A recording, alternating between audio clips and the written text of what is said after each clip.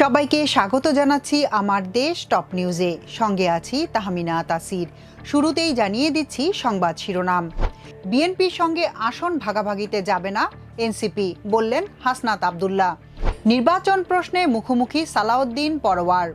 বিহারের হত্যাকাণ্ডকে জামায়াতের বলে প্রচার এনডিটিভির। তীব্র প্রতিক্রিয়া, প্রতিবাদ। আওয়ামী লীগকে গোবর খাইয়ে পবিত্র করে দেশে আনা হবে, বললেন আলতাফ হোসেন চৌধুরী। 24 ঘন্টায় 8 জেলা প্লাবিত হতে পারে। ঢাকা বিশ্ববিদ্যালয়ে সাকিব জয়েদের প্রতীকী জুতাপেটা। এবার বিস্তারিত। বিএনপির সঙ্গে আসন ভাগাভাগিতে যাবে না এনসিপি, এমনটাই জানিয়েছেন সংগঠনটির দক্ষিণাঞ্চলের মুখ্য সংগঠক হাসনাত আব্দুল্লাহ। তিনি বলেন, আমাদের আসন দিয়ে কেনা যাবে না, আমরা বিক্রি হতে আসিনি। আজ শনিবার বিকেলে রাজধানীর বাংলা মোটরে এনসিপির অস্থায়ী কেন্দ্রীয় কার্যালয়ে জুলাই সনদ বাস্তবায়নে গণপরিষদ নির্বাচন শীর্ষক এক আলোচনা সভায় তিনি এসব কথা বলেন। হাসনাত আব্দুল্লাহ মনে করেন, আসন ভাগাভাগি বা সমঝোতার মাধ্যমে নির্বাচন মানে হবে মধ্যরাতের ভোটের পুনরাবৃত্তি। তিনি বলেন, আমরা বিএনপি বা অন্য কোনো দলের সঙ্গে আসন সমঝোতা করব না। জনগণের সামনে বিকল্প থাকতে হবে। আগের মতো ওসি নির্ভর বা প্রশাসন নির্ভর নির্বাচন আমরা চাই না। আলোচনার এক পর্যায়ে তিনি সরাসরি বলেন, আমরা বিক্রি হতে আসিনি, আসন দিয়ে আমাদের কেনা সম্ভব নয়। নতুন বাংলাদেশ গড়াই আমাদের লক্ষ্য। জনগণের আস্থা থাকলেই আমরা টিকে থাকব। জাতীয় নির্বাচন নিয়ে যারা শঙ্কা প্রকাশ করছে তারা গণতন্ত্রের পক্ষে শক্তি নয়, এমন মন্তব্য করেছেন বিএনপির স্থায়ী কমিটির সদস্য সালাউদ্দিন আহমেদ। তিনি বলেছেন, যারা নির্বাচনের বিপক্ষে বক্তব্য দেবে তাদের বাংলাদেশের জনগণ রুখে দেবে। এদিকে বিএনপিকে উদ্দেশ্য করে জামায়াতে ইসলামীর সেক্রেটারি জেনারেল অধ্যাপক মিয়া গোলাম পরোয়ার বলেছেন, কোনো দল পিআর পদ্ধতির নির্বাচন চায় না চায়, আগামী সংসদ নির্বাচন পিআর পদ্ধতিতে অনুষ্ঠিত হবে। দেশের জনগণ পিআর পদ্ধতি গ্রহণ করবেন। নির্বাচনের প্রার্থী হবে দল, ব্যক্তি নয়। শনিবার বিএনপি নেতা সালাউদ্দিন বলেন, বাংলাদেশের মানুষ ঐক্যবদ্ধ। এদেশের মানুষ গণতন্ত্রের জন্য ভোটাধিকার প্রয়োগের জন্য সংকল্পবদ্ধ। এর বিপক্ষে যারাই ইনিয়ে বিনিয়ে কোনো ধরনের বক্তব্য দেবে, যারাই বিভিন্ন রকমের কুযুক্তি উত্থাপন করে গণতন্ত্রের এই যাত্রাপথকে কঙ্কটাকীর্ণ করতে চাইবে, তাদের বিরুদ্ধে এদেশের জনগণ রুখে দাঁড়াবে। আমরা বিশ্বাস করি, আশা করি এদেশের জনগণ ভবিষ্যতে গণতান্ত্রিক উত্তরণের পথে যে কোনো রকমের বাধাকে অতিক্রম করতে সংকল্পবদ্ধ। শনিবার রাজধানীর নয়াপল্টনে বিএনপির কেন্দ্রীয় কার্যালয়ের নিচতলায় দোয়া মাহফিল ও সংক্ষিপ্ত আলোচনায় অংশ নিয়ে তিনি এসব কথা বলেন। বিএনপি চেয়ারপারসন বেগম খালেদা জিয়ার 81তম জন্মদিন উপলক্ষে এই কর্মসূচির আয়োজন করে জাতীয়তাবাদী যুবদল। সালাউদ্দিন আহমদ বলেন, আজকে যারা গণতন্ত্রের বিরুদ্ধে বিভিন্ন রকমের বক্তব্যের মধ্য দিয়ে নির্বাচনের বিষয়ে শঙ্কা প্রকাশ করছে, তারা গণতন্ত্রের পক্ষের শক্তি নয়, তারা বাংলাদেশের মানুষের পক্ষের শক্তি নয়। তারা হয়তো কোনো না কোনো কারণে নিজের কথাগুলোই ইনিয়ে বিনিয়ে বলছেন, যাতে করে নির্বাচনকে বিলম্বিত করা যায় অথবা বানচাল করা যায়, কিংবা নির্বাচন অনুষ্ঠান না হোক সেটা চায়। এদিকে শনিবার সকাল 8টার দিকে নড়াইল জেলা পরিষদ মিলনায়তনে জেলা জামায়াতে ইসলামীর লিডারশিপ প্রশিক্ষণের উদ্বোধন শেষে জামায়াতে ইসলামীর সেক্রেটারি জেনারেল অধ্যাপক মিয়া গোলাম পরোয়ার বলেন, পিআর পদ্ধতি জামায়াতে ইসলামী নতুন করে চাইছে না। আমাদের সাবেক আমির অধ্যাপক গোলাম আজম নির্বাচন অবাধ ও সুষ্ঠু করতে দুটি পদ্ধতির কথা বলে গেছেন। এর মধ্যে একটি তত্ত্বাবধায়ক সরকার, অন্যটি পিআর পদ্ধতির নির্বাচন। বিগত নির্বাচন নিরপেক্ষ করতে তত্ত্বাবধায়ক সরকার যেমন প্রতিষ্ঠিত হয়েছে, তেমনি সব দলের অংশগ্রহণমূলক নির্বাচন অনুষ্ঠানের লক্ষ্যে পিআর পদ্ধতিও প্রতিষ্ঠিত হবে। আগামী সংসদ নির্বাচন পিআর পদ্ধতিতে অনুষ্ঠিত হবে ইনশাল্লাহ। তিনি বলেন, নির্বাচন অবাধ ও সুষ্ঠু করতে পৃথিবীতে যতগুলো পদ্ধতি চালু আছে, তার মধ্যে পিআর পদ্ধতি সবচেয়ে গ্রহণযোগ্য ও নিরপেক্ষ। 91টি দেশে পিআর পদ্ধতি চালু আছে। এর মধ্যে আবার পিআরের 6টি প্রক্রিয়া আছে। জামায়াত নেতার নির্দেশে হত্যাকাণ্ড শিরোনামে গত 13 আগস্ট একটি সংবাদ প্রকাশ করে ভারতীয় গণমাধ্যম এনডিটিভি। খবরটিকে ভিত্তিহীন, মিথ্যা ও মনগড়া উল্লেখ করে তীব্র নিন্দা ও প্রতিবাদ জানিয়েছে বাংলাদেশ জামায়াতে ইসলামী। শনিবার দলটির সহকারী সেক্রেটারি জেনারেল এবং কেন্দ্রীয় প্রচার ও মিডিয়া বিভাগের প্রধান অ্যাডভোকেট এহসানুল মাহবুব জুবায়ের গণমাধ্যমে পাঠানো এক বিবৃতিতে এ প্রতিবাদ জানান।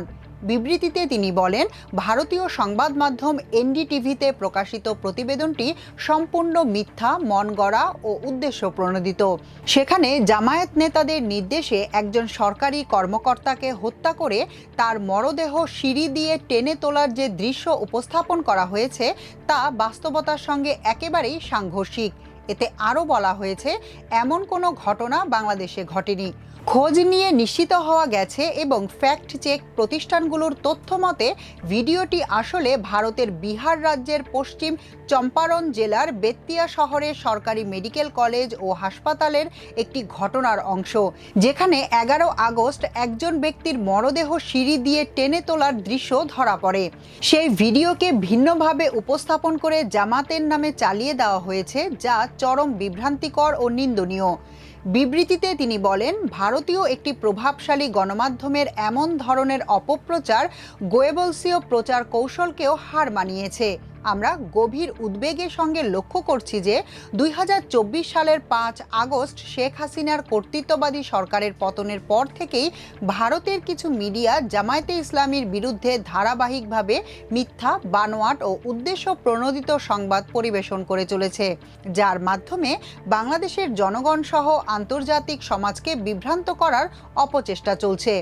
বিবৃতিতে বলা হয়, এ ধরনের তথ্য সন্ত্রাসের মাধ্যমে জনগণকে বিভ্রান্ত করা যাবে না, বরং এতে ভারতীয় গণমাধ্যমের বিশ্বাসযোগ্যতা প্রশ্নবিদ্ধ হবে। তাই আমি ভারতীয় মিডিয়াগুলোর প্রতি আহ্বান জানাচ্ছি, তারা যেন ভিত্তিহীন, মনগড়া ও উদ্দেশ্য প্রণোদিত অপপ্রচার থেকে বিরত থাকে এবং সত্যনিষ্ঠ সাংবাদিকতার নীতি অনুসরণ করে। আওয়ামী লীগ নেতাদের গোবর খাইয়ে পবিত্র করে তারপর দেশে আনা হবে, এমনটাই মন্তব্য করেছেন বিএনপির কেন্দ্রীয় ভাইস চেয়ারম্যান ও সাবেক স্বরাষ্ট্রমন্ত্রী আলতাফ হোসেন চৌধুরী। তিনি বলেন, বাংলাদেশের মঙ্গল ধ্বংস করতে এবং অমঙ্গলে পরিণত করতে একটি গ্রুপ কাজ করছে। তারা ভারতের আওয়ামী লীগ এবং বিএনপির পথভ্রষ্ট কিছু লোক এখন সুযোগ বুঝে ডাবল বিএনপি সেজে আমাদের দলে ঢোকার চেষ্টা করছে। যারা দিল্লি গেছেন তাদেরকেও বলছি, আপনাদের গোবর খাইয়ে পবিত্র করে তারপর দেশে নেওয়া হবে। শুক্রবার পটুয়াখালী সদর উপজেলার কাকরাবুনিয়া ও মজিদবাড়িয়া ইউনিয়ন বিএনপির যৌথ আয়োজনে স্থানীয় গাবুরা জনতা মাধ্যমিক বিদ্যালয় মাঠে অনুষ্ঠিত পথসভায় প্রধান অতিথির বক্তব্যে তিনি এসব কথা বলেন।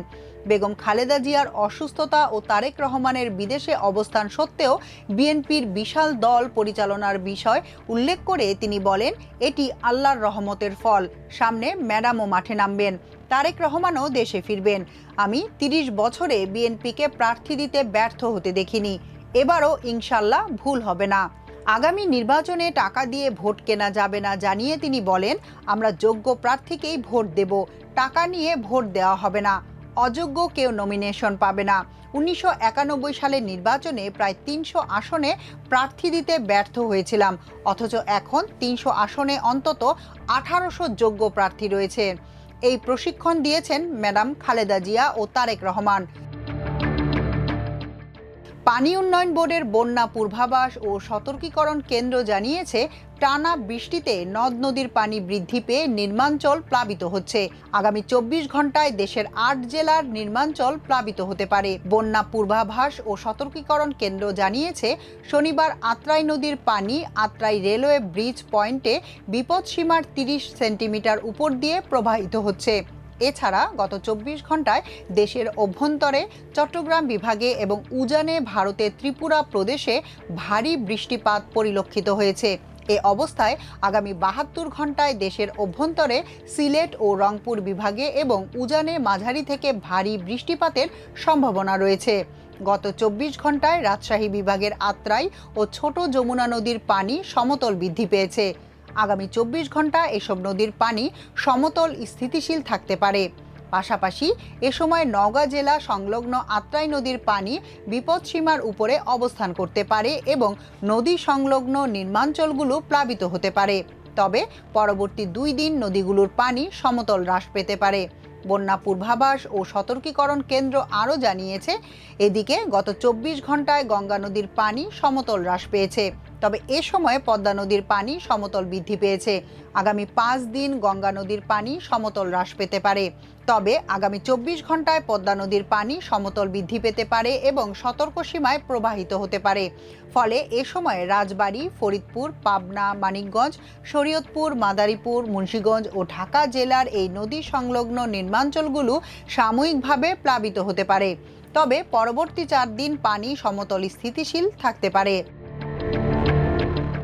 15 আগস্ট নিয়ে ফেসবুকে শোকগাথা লিখে ছাত্র জনতার রোষানলে পড়েছেন দেশের বিনোদন অঙ্গনের বেশ কয়েকজন পরিচিত মুখ। সাংস্কৃতিকভাবে ফ্যাসিজমকে পুনর্বাসনের অভিযোগ উঠেছে তাদের বিরুদ্ধে। নায়ক সাকিব খান, অভিনেত্রী জয়া আহসানদের বিরুদ্ধে ক্ষোভে ফেটে পড়েছে ছাত্র জনতা। ঢাকা বিশ্ববিদ্যালয়ের রাজু ভাস্কর্যে শনিবার বিকাল 5টায় কালচারাল ফ্যাসিস্টদের প্রতীকী জুতাপেটার কর্মসূচি পালিত হয়েছে। সেখানে একটি ব্যানারে ফ্যাসিজমের পালে হাওয়া দেওয়া বিনোদন অঙ্গনের তারকা, সাংবাদিক, চিত্রনির্মাতাদের ছবিতে প্রতীকী জুতাপেটা করেন ছাত্র জনতা। ব্যানারে বিনোদন অঙ্গনের তারকাদের মধ্যে আওয়ামী সুবিধাভোগী অভিনেতা চঞ্চল চৌধুরী, অভিনেত্রী শমী কায়সার, শম্পা রেজা, জয়া আহসান, জাহের আলভি, অরুণা বিশ্বাস, নাফিজা তুষি, সাজু খাদেম, মুমতাহিনা টয়া, সুনেরা বিনতে কামাল, পিয়া জান্নাতুল, আরশ খান, খায়রুল বাশার, ইরফান সাজ্জাদ, চিত্রনায়ক সাকিব খান, স্বাধীন খসরু, কচি খন্দকার এবং মেহের আফরোজ শাওনের ছবিতে ক্ষোভ ঝেড়েছেন ছাত্র জনতা। এছাড়া সাংবাদিক শাহেদ আলম, আব্দুল নূর তুষার, জয় মামুন, আনিস আলমগীর, ফারাবি হাফিজ, লেখক সাদাত হোসাইন, ঢাকা বিশ্ববিদ্যালয়ের শিক্ষক কামরুল হাসান মামুন, ক্রিকেটার সাকিব আল হাসান, সঙ্গীত শিল্পী রাহুল আনন্দ, ব্যান্ড দল আর্টিসেলের লিঙ্কন এবং নাট্যকার সুমন আনোয়ারও বাকশালী ফ্যাসিজমের প্রতি সহানুভূতির জন্য ছাত্র জনতার তোপের মুখে পড়েছেন। এখনকার মতো এ পর্যন্তই। প্রিয় দর্শক, সবাই ভালো থাকুন, সুস্থ থাকুন আমার দেশের সঙ্গে। চ্যানেলটি ভালো লাগলে সাবস্ক্রাইব করুন। আল্লাহ হাফেজ।